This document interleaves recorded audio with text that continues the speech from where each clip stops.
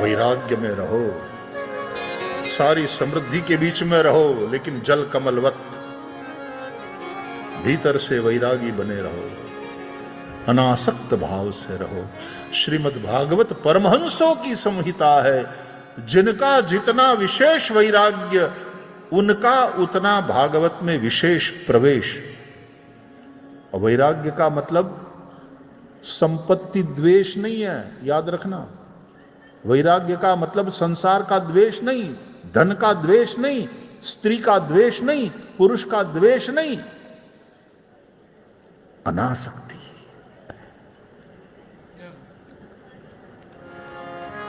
कई बार वैराग्य का अर्थ लोगों ने धनद्वेष मान लिया, संपत्ति धनवानों का।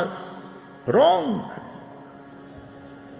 संपत्ति तो महालक्ष्मी है, लेकिन याद ये रखना है महालक्ष्मी के नाथ भगवान है, जगन्नाथ है, हम तो उसकी संतान है। अनासक्त भाव से तो यज्ञ पुरुष भगवान सातवां अवतार, प्रवृत्ति मार्ग, गृहस्थों का मार्ग।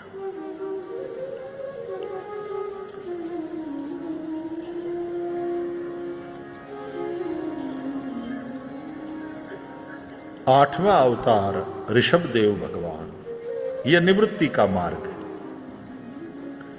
यह परमहंसों का मार्ग। प्रवृत्ति और निवृत्ति ये दोनों रास्ते हैं, तो परमहंस का निवृत्ति मार्ग है। ऋषभदेव भगवान ये जैन परंपरा में सबसे पहले तीर्थंकर माने जाते हैं। उनका दूसरा नाम है आदिनाथ। नौवां अवतार पृथु। राजा का धर्म क्या है, राज व्यवस्था कैसी होनी चाहिए, शासन व्यवस्था धर्म निरपेक्ष होनी चाहिए कि धर्म सापेक्ष, आदि आदि सभी बिंदुओं पर इसमें विचार किया गया।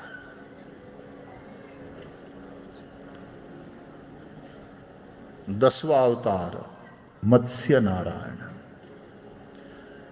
11वां अवतार कूर्म भगवान। 12वां धन्वंतरी। 13वां मोहिनी। ये सब समुद्र मंथन के समय में हुए अवतार है। 14 नारसिंहम।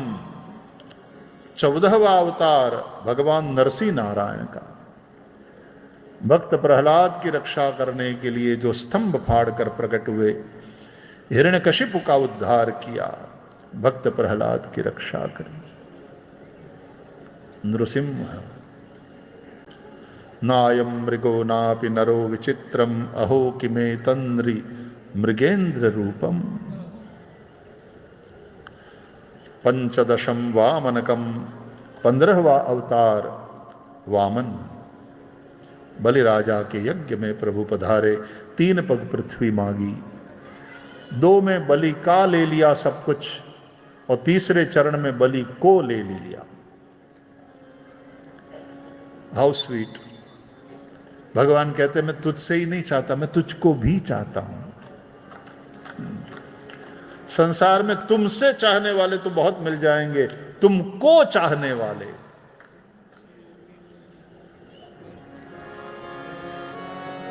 संतान यदि मां बाप से चाहे लेकिन मां बाप को न चाहे तो, पत्नी पति,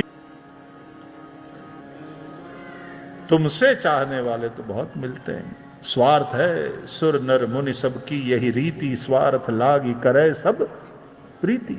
हम कहते हैं मैं तुझको भी चाहता हूं, और तुझको चाहता हूं इसलिए तुझसे चाहता हूं।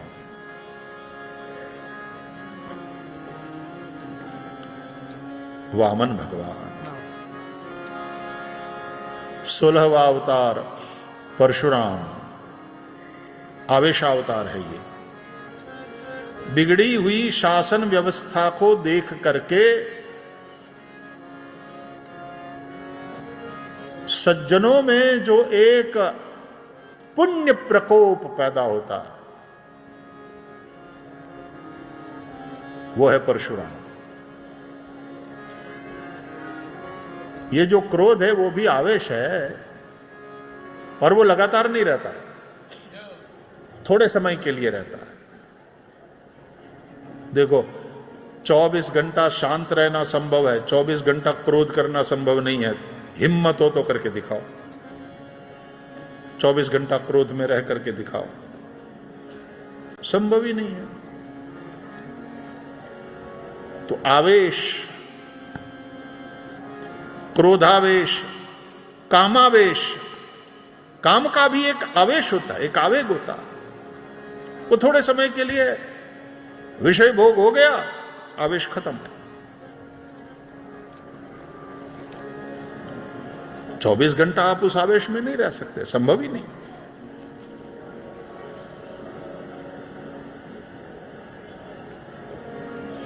तो भगवान परशुराम क्षत्रियों के शत्रु है ऐसा मत समझना। बिगड़ी हुई राजनीति और राजनीतिक व्यवस्था को लेकर के जिनके मन में एक आक्रोश पैदा हुआ है,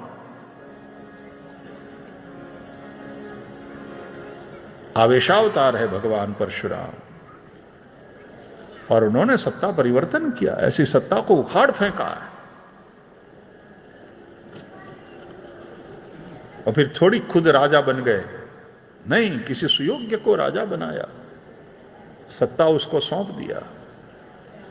ऐसे विरक्त पुरुष, ऐसे समर्थ पुरुष, ऐसे ज्ञानी पुरुष परशुराम के पास अच्छे अच्छे धनुर्विद्या सीखने आए हैं। कर्ण भी उनसे सीखा है।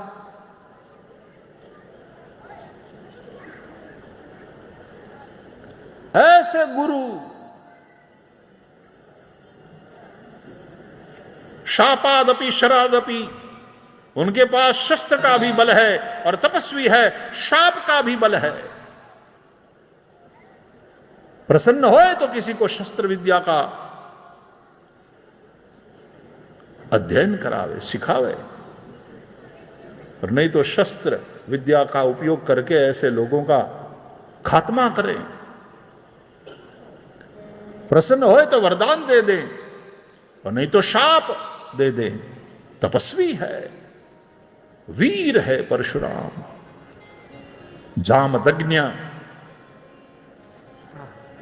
जमदग्नि के पुत्र। तो अवतार माना है हमने परशुराम को।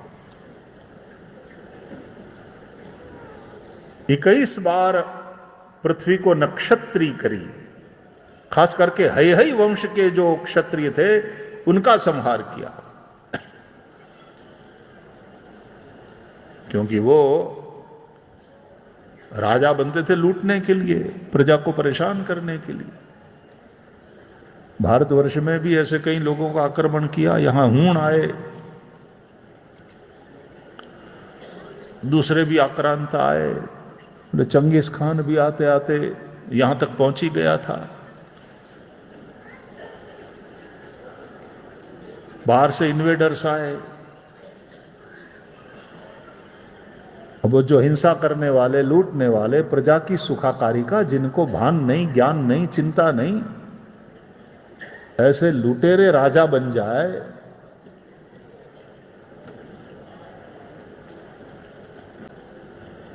तो भगवान परशुराम एक ऐसी सत्ता का नाम है, एक ऐसा आवेश, समाज के प्रबुद्ध वर्ग का कलेक्टिव आक्रोश परशुराम के रूप में प्रकट हुआ है।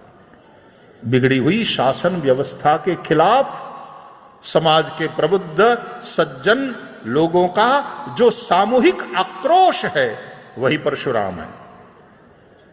और समय समय पर ऐसा होता है, और ऐसा आक्रोश सत्ता परिवर्तन कर देता है। तो 21 बार नक्षत्री करी पृथ्वी को, और याद रहे, परशुराम चिरंजीवियों में एक है। अश्वत्थामा, बलि, व्यासः, हनुमांश्च, विभीषणः, कृपः, परशुरामश्च सप्तैते चिरजीविनः। ये सातों चिरंजीवी है। तो भगवान परशुराम को चिरंजीव कहा है, मतलब अभी भी हैं, वे रहते हैं। वो आवेश के रूप में वो अवतार कार्य करते हैं, प्रकट होते हैं। हमारे यहां ब्राह्मणों में जय परशुराम वो बोला जाता है, एक दूसरे को फरसा देते हैं, अच्छी बात है, लेकिन परशुराम को समझना चाहिए। मैं हमेशा कहता हूं, हमारे ब्राह्मणों में जब ये कोई कार्यक्रम होता है ना, जय परशुराम का नारा लगाते हैं, तो कहता परशुराम के फरसे को आंख थी, परशुराम जी का फरसा अंधा नहीं था। कहां चलना है, कब चलना है, उसकी दृष्टि परशुराम के फरसे के पास थी।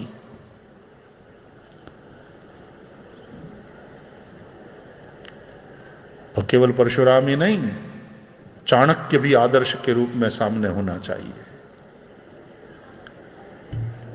भगवान परशुराम और चाणक्य।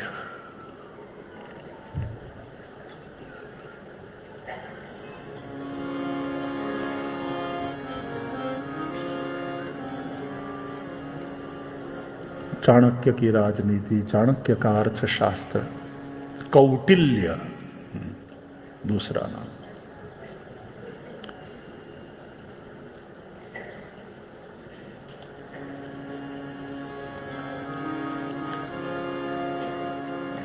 भगवान परशुराम का जो चरित्र है वो बहुत चिंतनीय है। वामन भगवान का भी चरित्र बहुत चिंतनीय, उसमें पॉलिटिकल साइंस है। वामन भगवान के चरित्र में जिनकी रुचि हो उस हिसाब से पढ़िएगा, पॉलिटिकल साइंस। वामन भगवान यानी खाली भीख मांगने वाले, भिक्षा मांगने वाले कश्यप कुमार ब्राह्मण पुत्र, ऐसा नहीं है। बलि राजा के शासन को, उस सत्ता को किस तरह से बलि को इंद्र बनने से उन्होंने रोका है। भीख मांगने वाले ब्राह्मण नहीं है।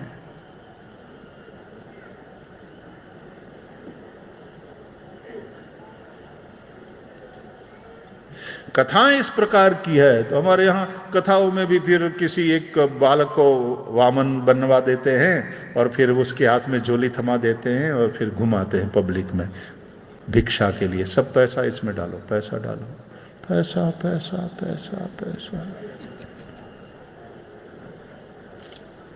वामन भगवान भीख मांगने वाले ब्राह्मण नहीं है।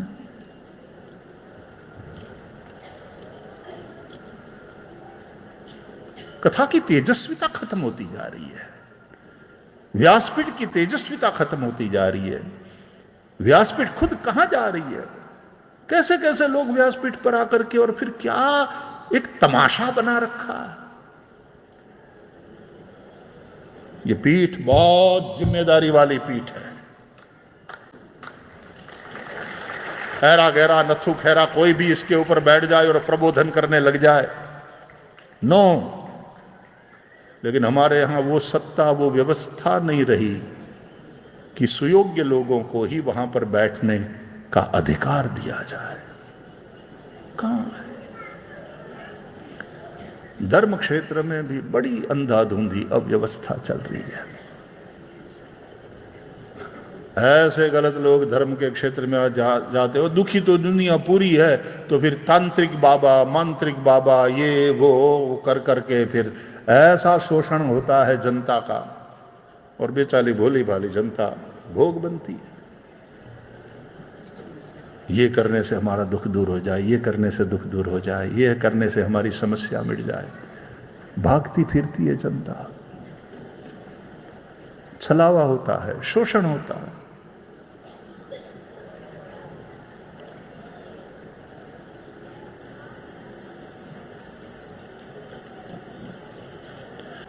तब श्रीमद् भागवत का प्रबोधन, इसका तत्व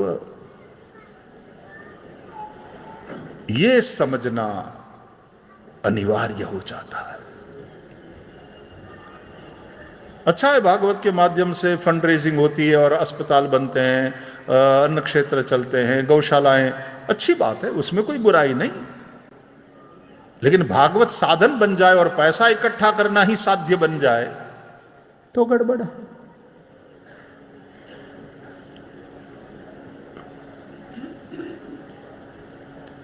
कथा की एक गरिमा होती है, कथा की एक मर्यादा होती है, व्यासपीठ की एक गरिमा होती है।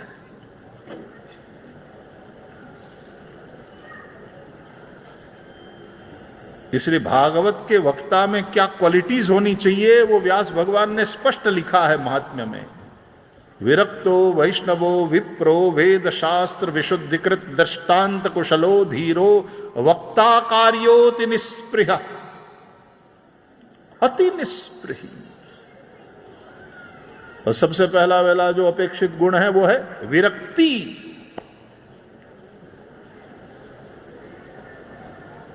धन में, नाम में, उसमें आसक्ति हो, वो इस पर आने के लिए, बैठने के लिए योग्य ही नहीं है। आजकल कथा भी कैरियर बन गई है कि बाकी सब करने से अच्छा है ये करो। लोग प्रणाम भी करते हैं, मोटर में घूमने को मिलता है, बड़ा सम्मान मिलता है, और पैसा इकट्ठा करो। कथा जीविका नहीं, कथा जीवन है। कथा साधन नहीं, कथा साधना है।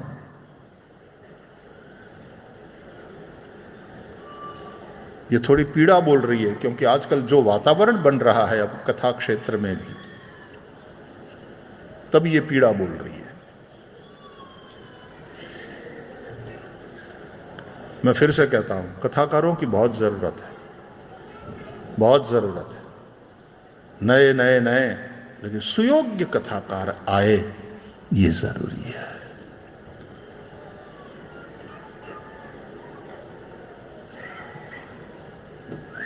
वेद शास्त्र विशुद्धिकृत। कहीं गए हो किसी गुरुकुल में, गुरु की शरण में रहे हो, पढ़े हो?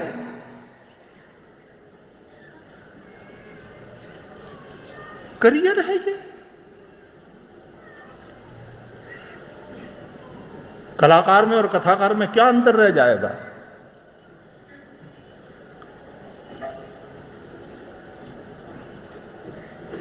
कहां तो पूज्य करपात्री जी महाराज जैसे विद्वान पुरुष, ब्रह्मलीन स्वामी अखंडानंद जी महाराज जैसे विद्वान महापुरुष, प्रभुदत्त जी ब्रह्मचारी, कैसे कैसे दिव्य महापुरुष, हमारे पूज्य डोंगरे जी महाराज,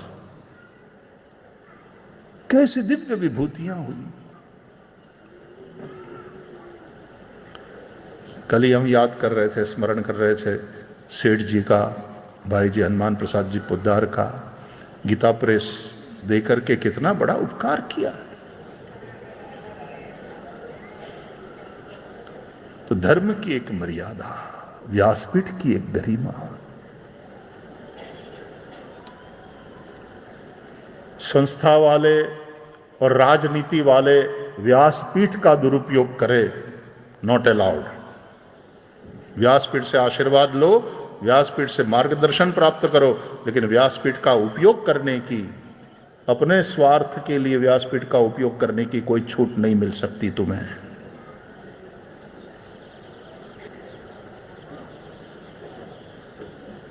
राजा परीक्षित भी कथा सुनते हैं और सुखदेव जी तब सुनाते हैं जब सारी चीजें छोड़कर परीक्षित बैठे।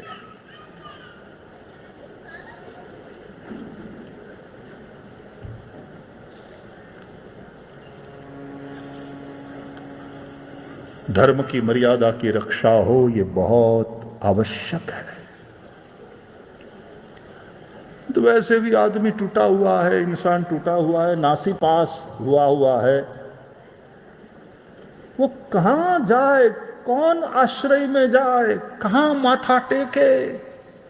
मंदिरों में इसलिए भीड़ ज्यादा होने लगी है कि मूर्तियों को झुकने से कुछ शांति तो मिलती है। अब दुनिया में ऐसा कोई रहा नहीं जिसके चरणों में माथा झुकाने से हमारा कल्याण हो जाए। स्थिति ये बनने लगी, तब जाके मंदिरों में भीड़ होती है।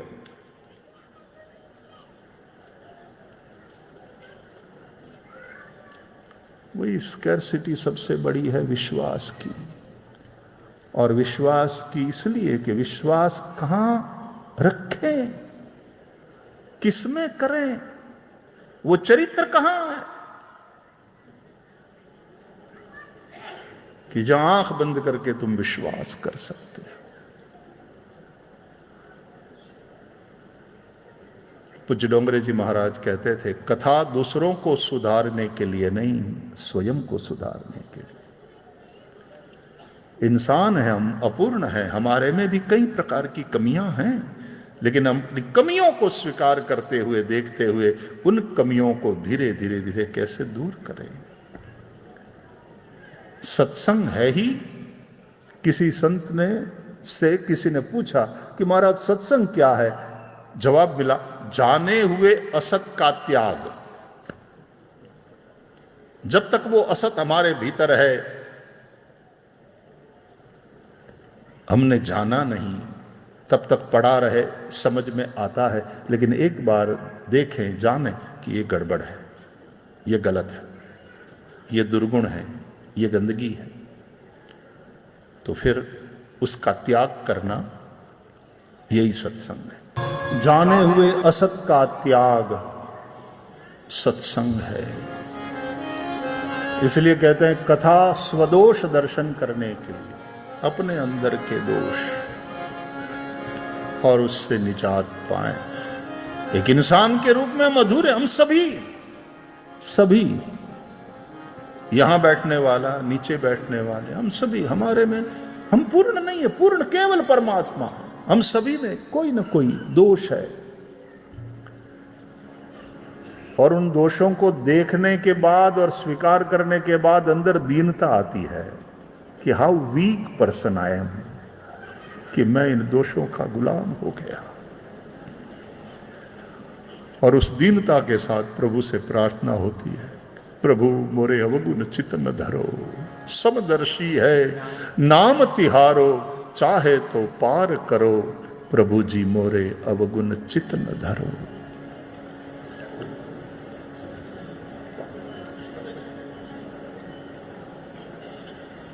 एक लोहा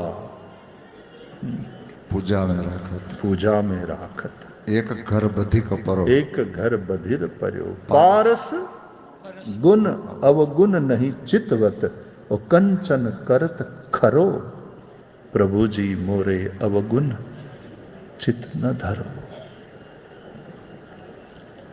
स्वदोष दर्शन करने से दीनता भी आती है। अपने आप को जो बड़ा रुआब लगा करके, खैर खां समझ करके घूमते थे, जब सत्संग के चलते अपना अवगुणों का चिंतन होता है कि मैं खुद कहां हूं, मैं खुद क्या हूं। बुरा देखन में चला तो बुरा न मिलिया कोई, अंतर खोजा अपना तो मुझसे बुरा न कोई। इसलिए साधु पुरुष वो है कि गुण औरों के देखें और दोष अपने।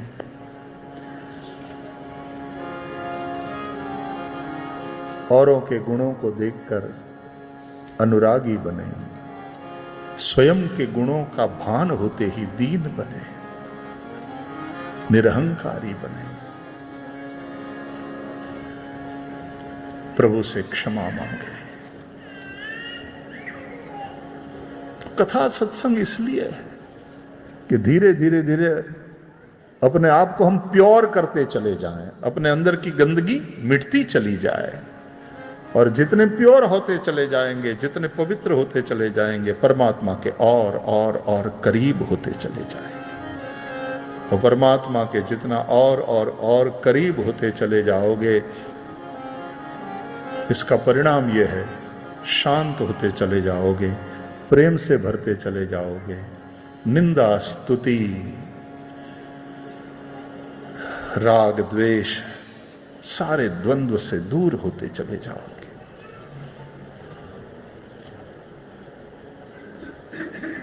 ऐसे साधु पुरुष संसार में है, अभी भी है, बहुत है, बहुत है। वो सोशल मीडिया में नहीं है, लेकिन है, बहुत है। अच्छा है, कुछ एक संतों को हम सोशल मीडिया के माध्यम से भी पहचानते हैं, जानते हैं, उन्हें प्रणाम करते हैं। अच्छा है, ताकि लोगों को एक पता चले कि एक आश्रय ये भी हो सकता है। लेकिन जो उस कीर्ति से दूर बिल्कुल एकांत में अपने भजन में है, अपने साधन में है, ऐसे भी साधु पुरुषों की संख्या कम नहीं है भारत में। तुम थोड़े बाहर निकाल करके एक भूख, एक प्यास लेकर के चलो, मिल ही जाते हैं।